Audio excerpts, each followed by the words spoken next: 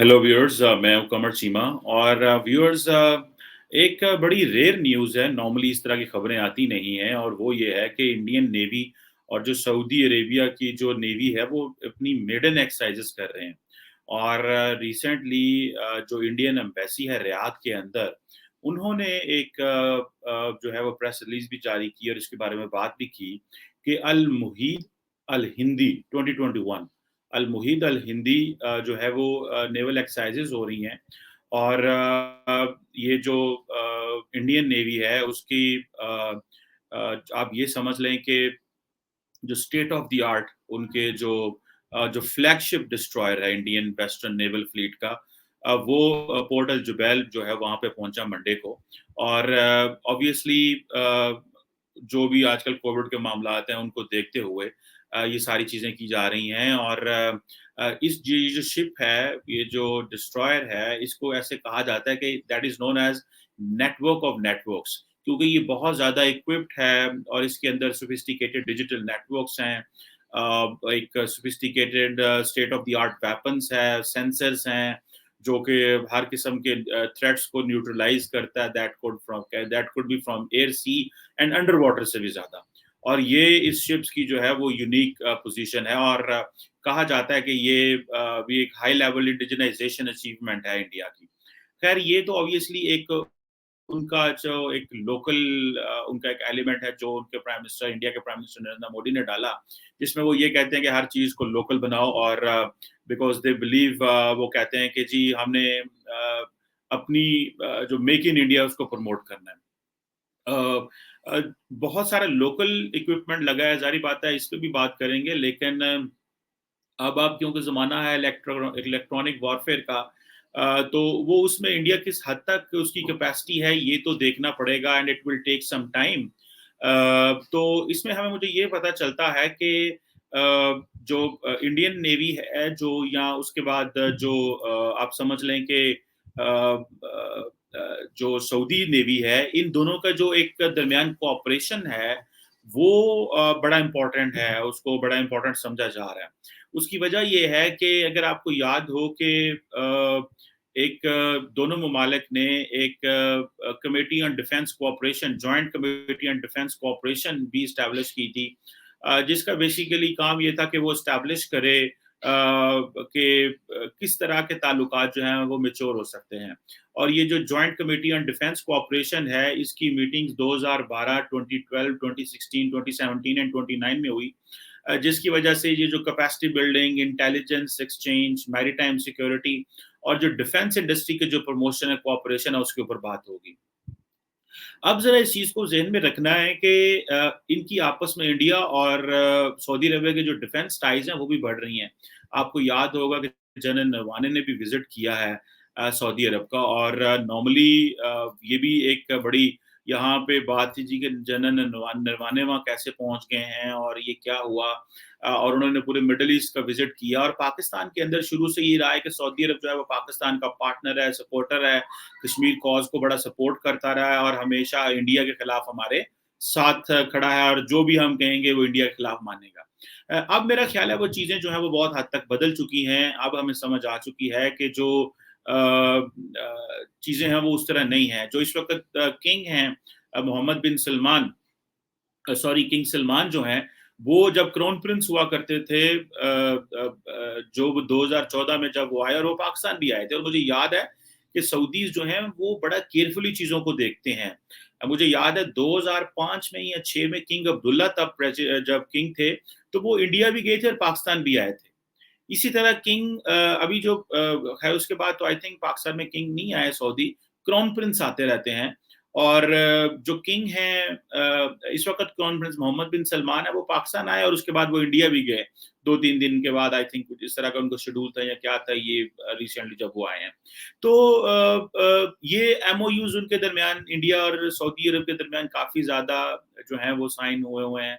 और जो royal Saudi navy forces है और जो इंडियन नेवी है, इनके कोस्ट गार्ड के रिलेटेड भी काफ़ी ज़्यादा मामलात तय हैं। और एक दूसरे की कैपेसिटी बिल्डिंग और पर्टिकुलरली सऊदी कैपेसिटी बिल्डिंग के ऊपर ये काम होता है, क्योंकि सऊदीज़ जो हैं वो चाहते हैं कि वो भी अपनी जो कैपेसिटी बिल्डिंग है वो करते रहें, कभी वो पाकिस्तान से ज़्यादा करवाते हैं या फिर अमेरिकन से या और ममालिक से। लेकिन हम यहाँ पे पाकिस्तान में समझते हैं क्योंकि सऊदी अरब एक मुस्लिम मुल्क है, तो नहीं, बस उसको मुसलमान मुल्कों के साथ ही ताल्लुक रखना चाहिए, उनको जो है वो नॉन मुस्लिम जो है उनसे ताल्लुक नहीं रखना चाहिए।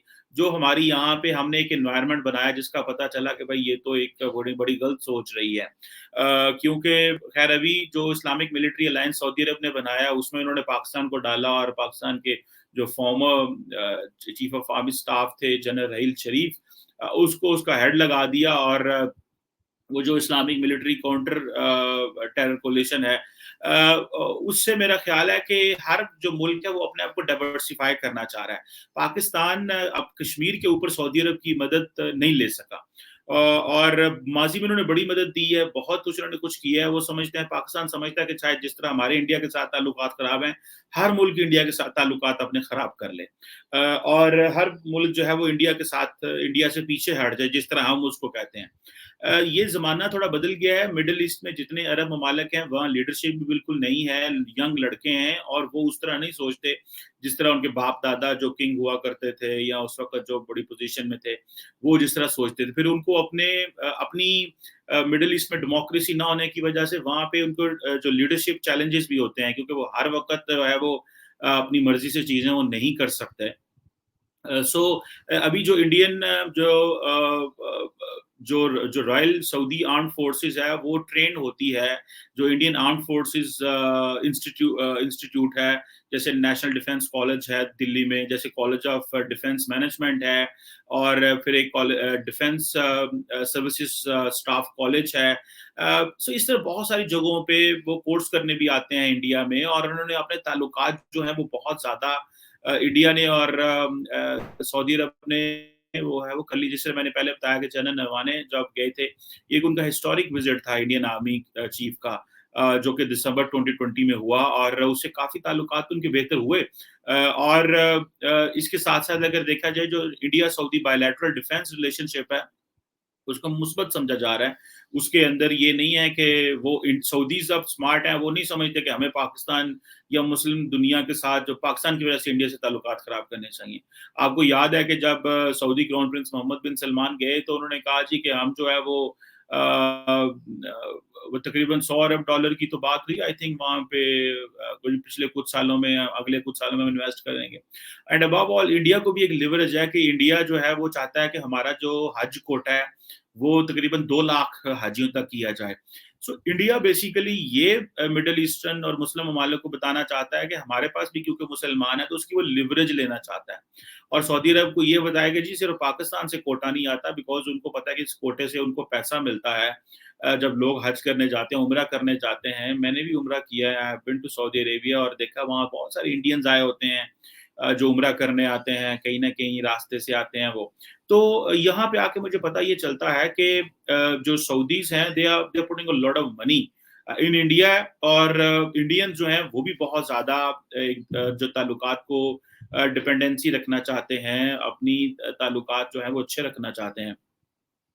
और जो सऊदी अरेबिया है तकरीबन वो फोर्थ लार्जेस्ट जो ट्रेड पार्टनर है इंडिया का, चाइना के बाद, यूएसए और जापान के बाद, जो कि एक बड़ी तकरीबन मेरे ख्याल है $28 बिलियन से भी ज्यादा है, एक ट्रेड है। सो ये कुछ चीजें इस तरह की हैं जिससे इंडिया को बहुत ज्यादा एडवांटेज है कि इंडिया मुस्लिम वर्ल्ड में भी अपना एक पाँव रखता है, जिससे आपको याद होगा कि इंडिया कहता है जी कि हाँ ओआईसी में हमारे भी ताल्लुकात होने चाहिए, ओआईसी में हमें भी पेनिट्रेशन दें, क्योंकि हमारे 20-22 करोड़ जो मुसलमान हैं, आप उनको क्यों एक्सेप्ट नहीं करते, क्यों उनको वैल्यू देते। तो आपको पता है रिसेंटली यूएई ने जब ओआईसी का इजलास बुलाया तो उन्होंने इंडिया को वहां पे बुलाया, और जब हमारी यूएई ने सुनी नहीं। हम बड़ा कहते थे कि नहीं इंडिया तो एक हिंदू मुल्क है तो उनको ना बुलाएं, लेकिन यूएई के और इंडिया के ताल्लुकात इतने अच्छे थे कि उन्होंने बुला लिया। और फिर आपको पता है रिसेंटली जब नरेंद्र मोदी ने अगस्त 2019 में अपनी जो कश्मीर का स्टेटस बदला, तो उसके बाद जो है वो यूएई जो अरब ममालिक है उनको बुला बुला के तो बड़े बड़े सिविलियन अवार्ड दे रहे हैं। तो जिसका आप इमेजिन कर सकते हैं कि पाकिस्तान में तो यहाँ पे बड़ा मामला खराब हुए और हमने बड़ा प्रोटेस्ट किया, लेकिन उन्होंने हमारी एक नहीं सुनी, क्योंकि वो समझते हैं कि पाकिस्तान सारे रिलेशनशिप को हाईजैक करना चाहता है और हमें जो है वो फोर्स करता है कि हम पाकिस्तान की मर्जी से ताल्लुकात जो है वो मेंटेन करें इंडिया के साथ, जिस पर मेरा ख्याल है सऊदी अरब और यूएई ने ये फैसला कर लिया, क्योंकि हमारी तो डिपेंडेंस उन पर ज्यादा है। हमारी तो 12-14 अरब डॉलर की जो फॉरेन रेमिटेंस आती है सऊदी अरब से और मिडल ईस्ट से, जो दुनिया से हमें टोटल रेमिटेंस अगर 24-25 अरब डॉलर आती है, तो उसका हाफ तो हमें मिडल ईस्ट से आता है और उसका हाफ हमें सऊदी अरब से आता है। तो फिर इसको देख करके सऊदीज और अमेरातीज ने हमें थोड़ा टफ टाइम भी दिया। अभी तो हम सऊदी अमेरातीज ने हमारे वीजे बंद कर दिए हैं, और वो सारी बातें इसलिए की हैं क्योंकि जो इसराइल और यूएई के ताल्लुकात अच्छे हुए हैं, जो बहाल हुए हैं, उन्होंने एक दूसरे को रिकॉग्नाइज किया है। तो अब उसमें आके ये पता चलता है कि जो यूएई है वो डरता है कि कोई इस तरह के लोग ना आ जाएं जो कि इसराइली जो लोग हैं उन पे हमला कर दें या कुछ इस तरह कर दें। और रिसेंटली जब फॉरेन मिनिस्टर शाह महमूद कुरैशी गए थे, तो ये पाकिस्तान की जो उन लोगों ने पाकिस्तानी कम्युनिटी ने फॉरेन मिनिस्टर से मुलाकात की, तो शाह महमूद कुरैशी ने उनको अवेयर किया कि ये चीज़ें जो हैं अपनी सोसाइटी तक, अपने लोगों तक पहुँचाएं कि अगर आपने यहाँ पे कुछ इस तरह की गड़बड़ करने की कोशिश की तो आपके लिए मसाइल पैदा हो सकते हैं। ये कुछ इस तरह की चीजें मैं समझता हूँ। और जिस तरह सऊदी इंडिया ऑयल मंगवाता है बहुत ज्यादा, खैर इंडिया भी बहुत ज्यादा रेमिटेंस कमा रहा है, लेकिन इंडिया ने अपनी उनकी जहाँ पे रॉ लेबर है वहाँ स्किल्ड लेबर भी बहुत ज्यादा है मिडल ईस्ट में, जो कि समटाइम्स जो है वो पाकिस्तानियों को ओवरटेक कर जाती है। और पाकिस्तान समझता है क्योंकि मुस्लिम मुल्क है, तो जो इंडिया से मुसलमान जाते हैं उनको भी वो इंगेज कर लेते हैं, और वो कहते हैं जी ठीक है, इनको जो मुसलमान है उनको इस जगहों पे इंगेज किया जाए, जो नॉन मुस्लिम है उनको और आप टेक्निकल जगहों पे जो है वो इंगेज कर लें। लेकिन जो मेरे लिए इंपॉर्टेंट चीज़ है वो ऑब्वियसली डिफेंस टाइज जो दोनों ममालिक की हैं, वो उनकी काफ़ी वैल्यू है। इकोनॉमिक टाइज का भी एक बहुत बड़ा हिस्सा जो है वो आपस में वो लगे हुए हैं, लेकिन डिफेंस के हवाले से भी है उनका। और दूसरी बात यह है कि इन्होंने सऊदी अरब ने और इंडिया ने जो है 2006 में एक मेमोरेंडम ऑफ अंडरस्टैंडिंग भी तय किया था काउंटरिंग टेररिज्म, और उसके बाद भी वो ये करते रहे हैं मेमोरेंडम ऑफ अंडरस्टैंडिंग्स, और इनका इंटेलिजेंस कोऑपरेशन काउंटर टेररिज्म जो है वो चलता रहा है। सो एक अच्छा ताल्लुक है इंडिया और सऊदी अरब का। और जो सऊदीज हैं वो अपनी समझते हैं कि हमें अपनी इंडिपेंडेंट पोजीशन रखनी चाहिए, और सऊदीज जो हैं वो अपने आप को एक जो बायर सेलर रिलेशनशिप है उसमें उससे वो एक स्ट्रेटेजिक पार्टनरशिप की तरफ जा रहे हैं। So this is not just a buying selling. और जो ये जो नेवल एक्सरसाइज है ये भी एक बहुत बड़ा डेवलपमेंट है। फिर जो इंडियन और सऊदी इन्वॉल्वमेंट है इन इंडियन ओशन रीजन, वो भी इम्पोर्टेंट है, और खास करके इंडो पैसिफिक के हवाले से देखा जाए। और ये जो स्ट्रेट ऑफ हार्मोज है वो ऑब्वियसली इंडिया के लिए बड़ी इंपॉर्टेंट है, क्रिटिकल स्ट्रेटेजिक रूट है फॉर फॉरेन ट्रेड के हवाले से। सो ये अगर इसको थोड़ा डिटेल में लेंथ में जाए तो बहुत बड़ी बायलैटरल रिलेशनशिप है when it comes to economy, when it comes to people contact, when it comes to maritime security cooperation, defence cooperation और ट्रेनिंग प्रोग्राम्स के हवाले से। तो इसको एक बड़े पैमाने पे हमें देखना चाहिए।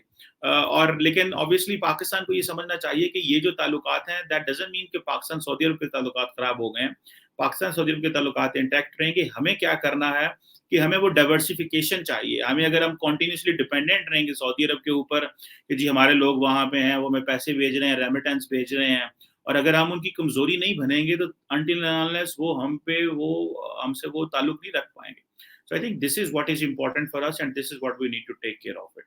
So hope आप लोग इसको जब नेवल एक्सरसाइजेस को अगर आप फॉलो कर रहे हैं, you will find more. मैं इसमें मजीद भी देखूंगा कि आइंदा आने वाले दिन में क्या डेवलपमेंट्स हो रही हैं, if there is something important to share and important to bring in front of you. Thank you very much.